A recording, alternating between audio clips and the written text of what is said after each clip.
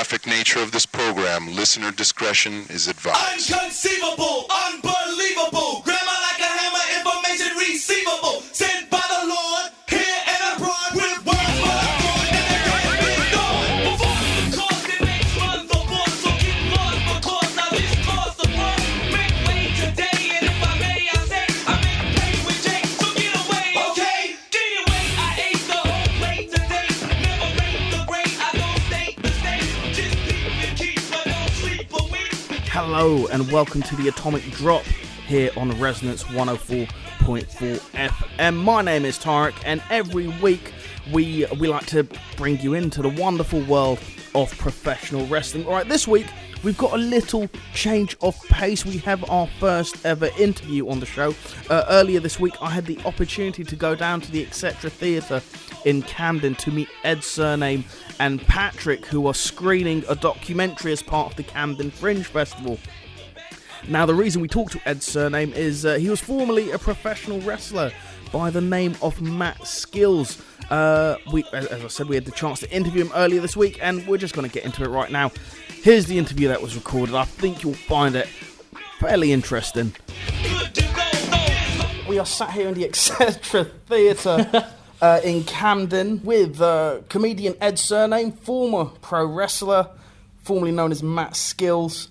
Welcome, Ed. Hello. Good Nice time. to be here. All right, you're showing a film here at the Etc. Theatre. Yes, it's called Unsolicited Material. It's a bit of a unique one because I filmed my life for 20 years, 24/7, and with the thousands of tapes, I've been able to make a film about what it's like to follow your dreams in comedy. Right.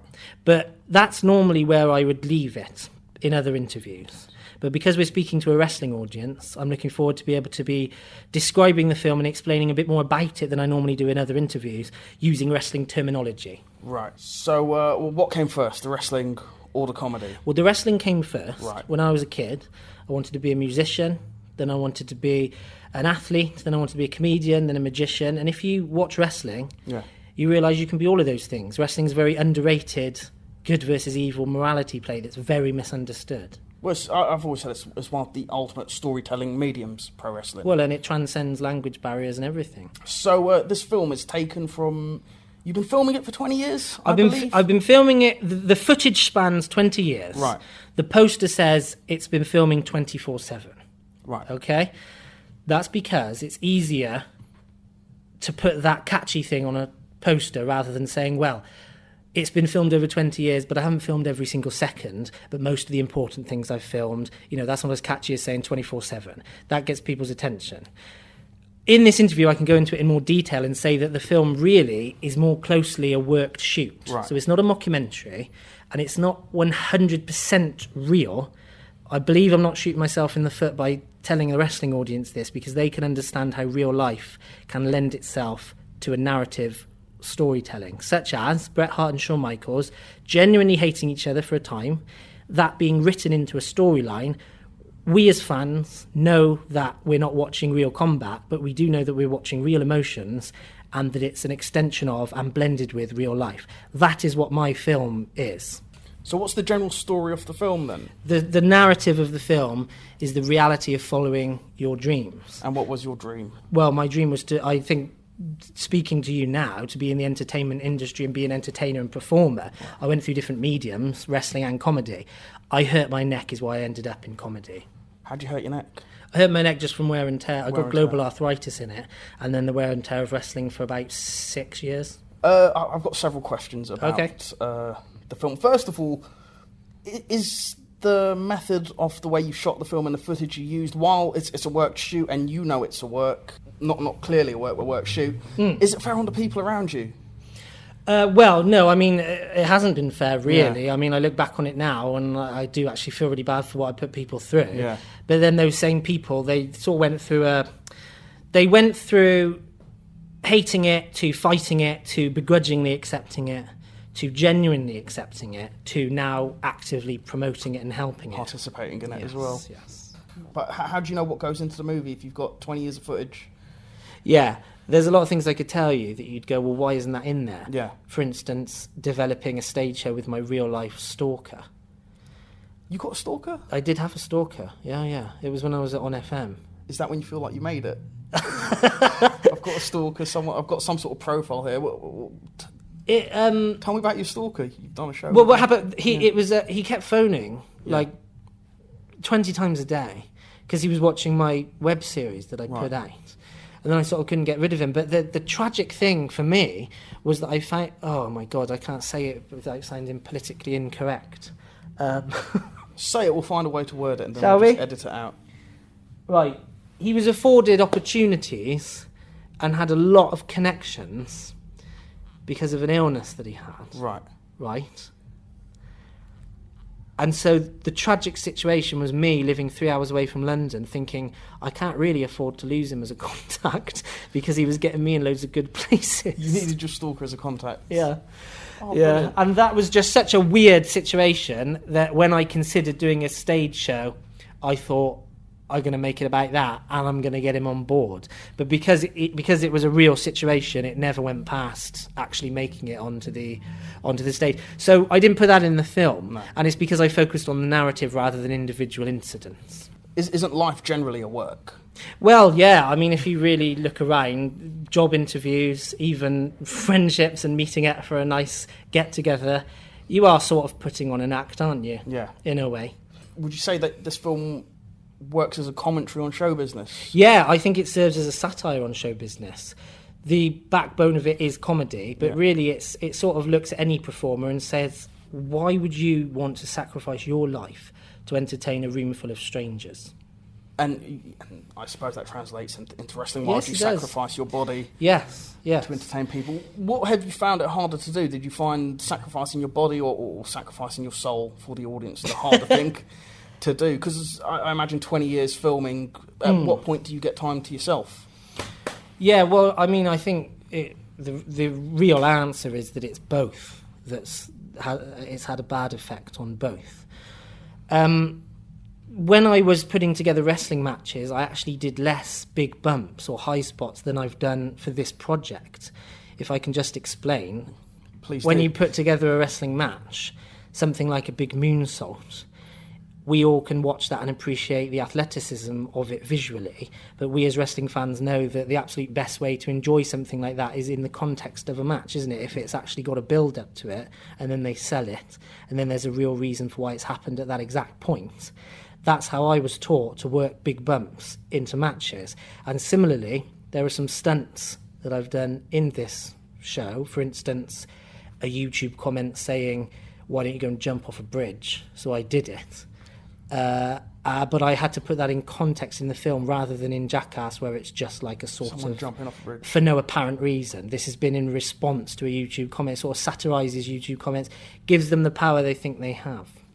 All right, so I've seen your trailer, and there was something that came up in it that I'm very curious about. Now, I didn't ask earlier because we were outside, and you said, no, don't ask later. And I thought maybe you want to tell me to go and see the film. No. But no, in the trailer, one of your family members is saying, Ed, are we going to get death threats over this? Yeah. Or have you been receiving death threats over it? What did you do? I started a blog Right. on my website. Okay, it's still going. I said surname.com. That was cheap, sorry. I started a blog, right? And I was sat in my room writing these blogs over the period of a number of years. And I thought, is anyone even reading this? The next thing I know, after I make the worst joke I've ever made, something tasteless, something, I'm not even going to say what it is. Yes, you are. Something that's not even a reflection of what I normally do, But makes it into the Sun newspaper. And I'd been in the Sun newspaper before for the project. Right. In a good way, and I filmed all my family's reactions. Oh, isn't this great? It's, going well, etc., etc. Suddenly, we're on the flip side. Families worried about receiving death threats. Right. And it's in the film because it looks at like the positives and negatives of just like you're sort of on that, you're teetering on that edge. You go either way sometimes. What was the joke? No, I'm not going to say it, Tarek. just do it. It's not a joke. It's atrocious. Go on. Watch episode 58 of Laugh or Cry TV. I'll just edit it out and put it into the show. I'll take the sound off that. Will you? Yeah, so you might as well just... What, tell you personally? No, it's well, I won't. If you don't want it broadcast, I said earlier you can have editing yeah, I know. control. And I said I don't need it. Now I'm thinking. Well, we'll leave it out, but just tell me, just for our sakes, I said, I'm sure it can't be that bad. no, it is though, because it's not what I'd normally say. I'm just going to say it to get out of Well, the way. do But it in if this character. makes it, no, I don't have a character. Just say it's as a heel. It's a work. Do you know what it is, Patrick? It's atrocious, isn't it? I don't know what it is. It's not a joke, yeah, but there's plenty of other good stuff. The point of why it's in the film is because it looks at why Why you got the threats rather the than flip side yeah. of like publicity something like is. that. Some people say all publicity is good publicity, and I say no, it isn't. No. It was just that there was someone that was murdered, Right. right? And then I said that somebody was writing a comment saying, no, I said in my next weekly show, because it used to go out every Thursday, that we've done a really big publicity stunt, which was true. Yeah. And they said, oh, what is it? And they kept saying, like, what is it? What is it? And I said, oh, we filmed it in the Bristol area, which is where they were murdered. And so I didn't actually say I killed anybody, but they wrote in the Sun that I'd said I'd That you killed were someone for a show. Admitting. Yeah. So you were doing it more to elicit a reaction than. Well, that's what's embarrassing about it, because I used to do that, but I wouldn't do it now. But I mean, it wasn't like it wasn't So like you don't believe in like stunt comedy. Well, I did, but I mean, I did believe in stunt comedy, and a lot of it's in the film. Yeah. But it's, for instance, when I'm sort of dancing in Piccadilly Circus with nothing on, and if that isn't an advert for the film, I don't know what is. I know that people aren't laughing with me; they're laughing at me. But then the question, because I'm very self-aware, but then the question becomes, well, why would someone want to do that? Even we look at it like But that. surely your objective is to get them laughing. Well, yes. Whether they're laughing with you or Yes. at you, you just want. Yes, to but bring it's joy at the to expense people. of like your own sanity, and you're sort of wearing a mask. And it's like with wrestling, where people, the characters are extensions of themselves, and they say sometimes they can't take the mask off. I didn't for 20 years. It took me 20 years to find out how to live a normal life, but it'll take you 90 minutes if you come and see the film. Do you feel like you've taken the mask off now? Yes, this has gone against the grain for me to do promotion for the film. I'm over it, really. So are you not filming at this point? Well, I'm filming. Well, I mean, I'm this. filming this, and I'm filming. Yeah, I am filming like family things, but I'm not filming anywhere near as much as I used to. And also, I can't possibly top the film. There's no way I can possibly top the narrative of it, or the incidents that happen in it. Right. Did you see Banksy's exit through the gift shop? Yes, I did. Yeah. Was that a work shoot? I don't know. I think it might be. Yeah, I feel that. Yeah, but isn't work shoot a really good term? Yeah, that's when I saw your trailer and the way you spoke about the film, that's the first thing that came to mind. Yeah.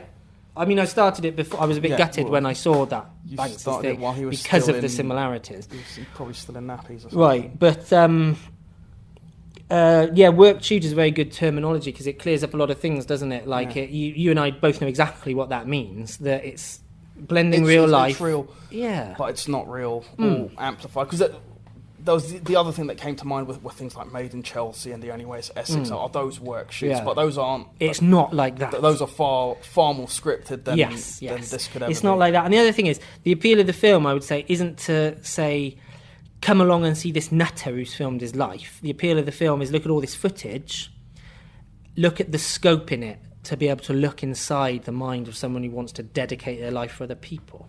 So do you think it's you wouldn't call it a cautionary tale? I think that's probably the best review I could give it. What, a cautionary tale? not an inspiring. No, I'd like to think it's an inspiring story because I mean I was editing literally on my laptop, and then it took me literally to the red carpet in February for the Film Awards. That's absolutely crackers, Yeah. you know. And I'd like to think that displays that you can achieve a lot more than people perhaps think they would achieve. The beauty of the film is it shows you what I went through to get that. What did you learn about yourself in the process of making this film? Or did you learn anything about yourself? No, I did. Well, I mean, the film itself, I would like to think, is very uplifting at the end, and there's a very clear ending, and you'll come away happy. Yeah. But if I talk about what I learned about myself, it is quite a depressing affair. I mean, looking and realising you've dedicated your life to entertain other people, and you've been very shallow with it, and you've affected other people along the way, that's a big sacrifice. And it's really cringy to look back on some moments and realise that I did that. Do you feel you're getting satisfaction in terms of reciprocation from the audience? Like a wrestler will go out there, take a big bump, get rounds of applause. In terms for you as a comedian, or have you screened this film at all? Or will this be the first screening? No, I have screened it, yeah. What's the reception been like? Has it been fulfilling, or do you feel Everybody goes bonkers in the middle. Yeah. Because there's 3 scenes that I cannot describe. Right. But it all crescendos in the middle. You know, I edited it deliberately like that. That's the equivalent of a big high spot as well. Yeah. And it is the sort of reassurance and just things like that you were mentioning. But part of the journey I've been on is to rely less on that in my life because it's very superficial. Would a lot of what happens in the film happen if there wasn't a camera about? Well, that I'm glad you asked that Yeah. because that really explains the work shoot aspect of Yeah. it. People say to me, "Is it real?" I say yes. People say to me, "Have you done it for the cameras?" I say yes. Then they say, "Well, it can't be real then." But we as wrestling fans know that the two can coexist. Yes. It's there, it's happening. So yeah, would I have accidentally ordered 5,000 business cards if a camera wasn't on me? Maybe not. I've got into situations where I don't even know where real life begins and real life ends. And that's the problem when I talk to a lot of wrestlers, that they live. Wrestlers, the best wrestling characters we know are extensions of their real personality. Well, yeah, they say it's yourself turned up to 11. Yes, and you could say that you're watching the real me in the film turned up to 11. You're talking about your 5,000 business cards. I did come across one of those. Yes, you did. That's crackers. Independently, not giving you You one. not knowing, I came across one of your business. So the business cards did work, I assume. Yeah. Yeah? Yeah. That was the crossover period where I didn't know if I was going to go in the wrestling. Or the comedy Or, direction. yeah, I was making a documentary called Wrestling with Comedy. Yeah. You know, and it was only the hurt neck really that sort of took the wrestling out of it. I was going to say, tell me about your wrestling career. Okay, well, I was mentored by Jake Roberts, which How was did that come about? Like you said, you lived with him. Yeah, I did. The Power Slam Wrestling magazine. Right. I'm gutted it's finished. It's been- I owe my life to the this and that section that used to be in the back of it. I met my wife through the this and that section. We started love letters, possibly the last people on earth to do love letters before texts and stuff. We got married. I proposed to her before we even met. We were sending photos and things like that. I knew I wanted to marry her. We now are married. And also Jake Roberts advertised in the this and that section saying he's opening up a wrestling school, and it was as simple as me replying to that. Where was wrestling school? The wrestling school was in London Colney, Right. St Albans in London. So I travelled 3 hours. Oh no, it was 5 hours there and back every week wow. at the time. And then I eventually sort of stayed behind with him, and we did extra mentoring lessons. The turning point was they didn't have any coaches running at 8 a.m, so I left at 3 a.m. Everybody said I was crackers. You know, all the other teenagers that were there, they wouldn't have done that. Jake saw that I went the extra mile. Probably endeared you to him. Yeah, and he sort of took me under his wing, and then he people say a lot of things about Jake Roberts. What but period Jake Roberts was this? This he was still, 2002 to 2004. Was he still dealing with his demons? It was an interesting situation. Well, I never saw him do anything though. Right. But there was other things like I never saw him do anything illegal. There was a time when when we were the shops were closed. You couldn't buy any alcohol after 11, and he pointed out that you could get alcohol from a club. And so the next thing I know, because he fancied what's one of the big bottles, 75 Yeah, millilitres? 75 millilitres. 75 millilitres of vodka, which he bought in shot form. Money, lots of money. Well, Yeah, absolutely crackers. Yeah, it was a really weird experience. I mean, I was very young at the time, but it really formulated a lot of my personality because, you know, I'm having meetings with the job centre saying I want to be a wrestler and them sort of laughing at me. I'm having meetings at school saying I want to be in entertainment, be a wrestler, people laughing at me. Then I got Jake the Snake Roberts on weekends telling me keep doing what you're doing. What wins out? exactly. It's not like common You've got a sense, I living can tell you you've got that. a living legend telling you to Yeah. do it. So that was at a time when I thought following your dreams was worth everything. And I'm not saying I go back on that, but there is a cost to it. My film points out. I think our generation was told, follow your dreams, you can do it, never give up. I think a caveat, a little tweak needs to be added to that. My film says, just know what the costs are because there are other people around you. Right. Well, that's one of John Cena's slogans every time, never give up. Yeah. And I always thought it's quite inspirational. But yeah, don't never give up, but know what It is inspirational, Yeah. but it's cartoonish because it doesn't address reality. it doesn't tell you the reality that you might not make it. Yeah, but I'm not saying it. I don't like naysayers when people say you can't do this, you can't do that. That's not what the film is at all either. Right. It's just a real in-depth look at the real reality of following a dream and just the things that you get into that you never would expect. And how would you define success? I would define success not as winning awards or other people saying you've won this or you've even completed it necessarily. I think as this is one of the things that the film points out. I really think that as a society we need to relook at how we judge success. If you try your very best, you push yourself out of your comfort zone and really give it your best shot, you've got to consider that success, haven't you? That's how I define it. Well, they always say set goals, and if you can achieve your goals, then you're laughing. Or even if you can't, even if you don't achieve them, Just know you gave it your best shot. your best shot, your absolute best shot, and I really did. Well, you've got a movie coming out. Mm. Some would determine that as success. Mm. You're happy with the way the film turned out? It's exactly how I wanted it to turn Yeah. out. I've had meetings with people. I'm not, exaggerating, making it out. I refuse to compromise it because the film wouldn't exist if I didn't fight it all the way. I haven't compromised ever.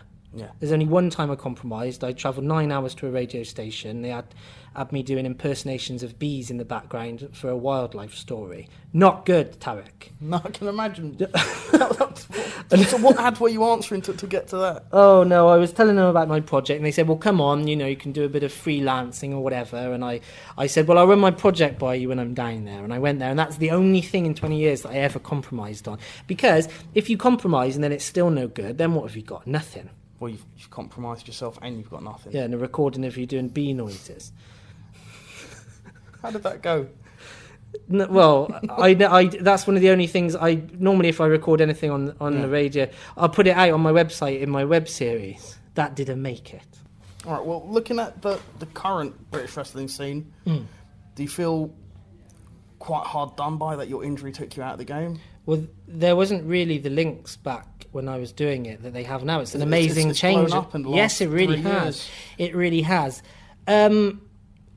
What was the question? Do I feel gutted that Yeah. it's going this way? It has crossed my mind, but I'm not gutted because ultimately I'm happy where I am now. Sounds like a cliche, doesn't it? Yeah. But it is true. Well, I've got cliche questions in terms of what's your finisher? What was my finisher? What was your finisher? My finisher was the Indian Deathlock. Oh, nice. Yeah. Well, my character, I can explain what my character was, right? Back when I started doing it, they didn't really hire in the big promotions smaller people. I'm only 5'8". Right. So me and Jake came up with a character. Matt's skills was that he had the best mat skills in the world. You look at a giant, if you chop their legs out and stand on them, you look bigger than them. So I mastered every leg hold in the whole world. Because I've only managed to see one match of yours. Have you? I have. It's knocking about on YouTube. You against Ricky Knight and the Zebra Kid. Oh no. Yeah. The reason I said I felt very out of place at the time because I was very new. Yeah. I didn't have any offense at all. So it's that wasn't, for instance, what I was doing in training at the time. Yeah. That's on YouTube, That's is it? on YouTube. I've done my research. And you still turned up. Of course. If anyone wants to come on the show, I'm always open to that. No, and I thought, good. You looked in good shape. Past tense, yeah. Past tense. And you got to work with the Knight family. Yeah. What was that like? At the time, it wasn't in the context that it is now, because Yeah. obviously their daughter is in WWE, isn't it? WWE. Yeah, but that brings me to another point, is that the reason that I did fight through all this carrying on with show business is because I saw people, colleagues, acquaintances, or people that were better friends, round the corner, suddenly, something would happen to them, like they'd be signed. Yeah. This is in wrestling and comedy, Yeah. and suddenly they're off. They're set for life, figuratively speaking. And so that's why I never gave up. It always seemed like success financially was round the corner. Do you find that parallel with comedy? It might not always be the best comedian that gets signed or gets the opportunities. It might be the person that politics better. Well, if you notice as well, like the people on the TV, they've got something because they're on the TV. Yeah. I'm not sat here bitter saying, oh, so-and-so has only made it because of this, that, the Yeah. other. I'm not saying that, but I will point out that, there's somebody that fills this slot, someone that fills that slot, and someone that fills that slot. Right.